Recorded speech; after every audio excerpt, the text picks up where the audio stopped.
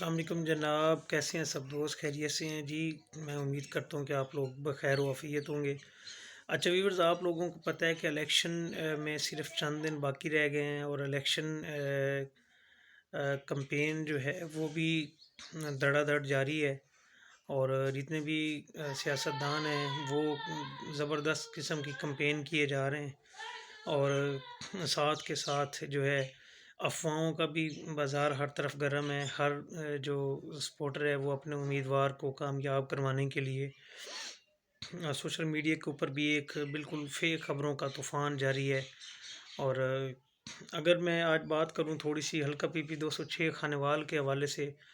جو پی پی 206 ہے اور این اے 145 ہے، یہ خانوال کا حلقہ ہے۔ یہاں پہ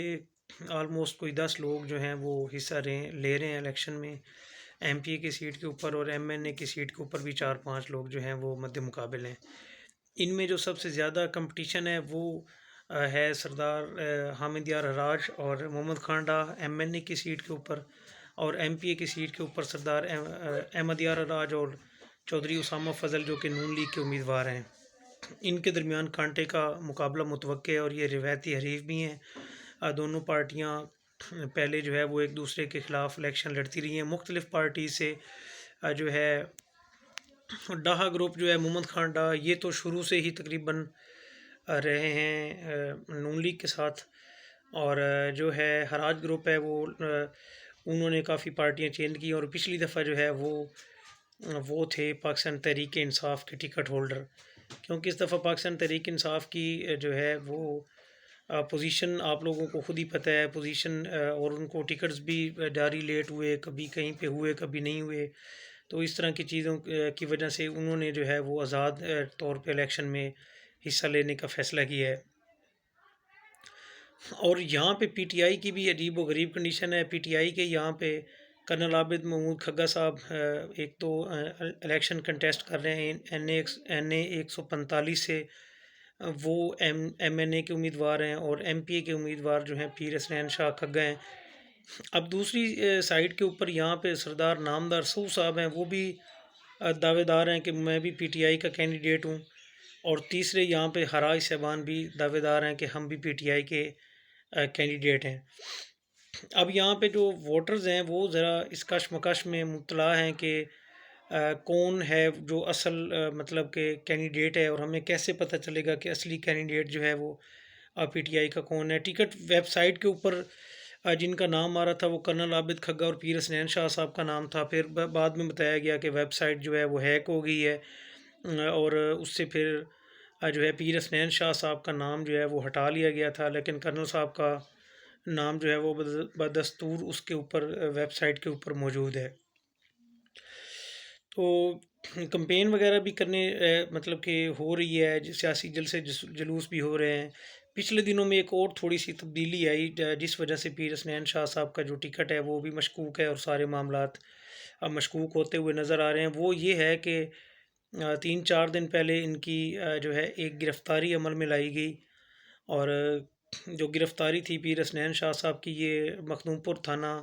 کا علاقہ ہے، وہاں سے عمل میں لائی گئی۔ چک نمبر 13 9 آر، وہاں پہ انہوں نے سیاسی کوئی اکٹھ تھا، کوئی کارنر میٹنگ تھی، اس کے بعد واپس جا رہے تھے، تو بتایا جا رہا تھا کہ پولیس کی 3 سے 4 گاڑیوں نے انہیں تحویل میں لے لیا تھا، اور 2 دن غائب رہنے کے بعد پھر جو پیر صاحب ہیں وہ کل رات کو اچانک سے پھر پتہ چلا کہ وہ ٹھیک ٹھاک واپس پہنچ گئے ہیں۔ اب جو 2-4 سوال ہیں یہاں پہ اس گرفتاری کے حوالے سے، وہ یہ ہیں کہ اگر پیر صاحب کو گرفتار کیا گیا تھا تو پھر ان کو کون سی عدالت میں پیش کیا گیا، ان کی کہاں پہ ضمانت ہوئی؟ بالکل بھی ایسا کوئی سین نہیں ہوا، بلکہ یہ بتایا جا رہا تھا کہ یہ ساری سیاسی انجینئرنگ ہے، اور یہ گرفتاری کا سارا فیک ڈرامہ تھا، اور ان کو جو ہے کسی ریسٹ ہاؤس میں بٹھایا گیا تھا، اور 2 راتوں کے بعد ان کو واپس لا کے پھر چھوڑ دیا گیا ہے۔ اور جو مطلب کہ انویسٹیگیٹنگ ذرائع ہیں وہ یہ کہہ رہے ہیں کہ یہ جو سیاسی انجینئرنگ ہے یہ نون لیگ کی طرف سے ہے، کیونکہ نون لیگ کا جو مخالف گروپ ہے یہاں پہ حراج گروپ، وہ مضبوط پوزیشن میں ہے، اور نون لیگ کو ہرانے کی جو ہے وہ پوری طرح ہمت اور حوصلہ اور طاقت رکھتا ہے، وہ صرف حراج گروپ ہی رکھتا ہے۔ باقی جتنے بھی گروپس یہاں پہ الیکشن کنٹیسٹ کر رہے ہیں وہ کمزور امیدواران ہیں، اور وہ نون لیگ کو ہرانے کی پوزیشن میں نہیں ہیں۔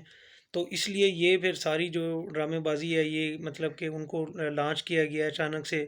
کیونکہ اگر سیاسی بیک گراؤنڈ صاحب کا دیکھا جائے تو پیر حسنین صاحب کا جو سابقہ سیاسی گراؤنڈ ہے وہ نون لیگ کے ٹکٹ ہولڈر تو رہ چکے ہیں، لیکن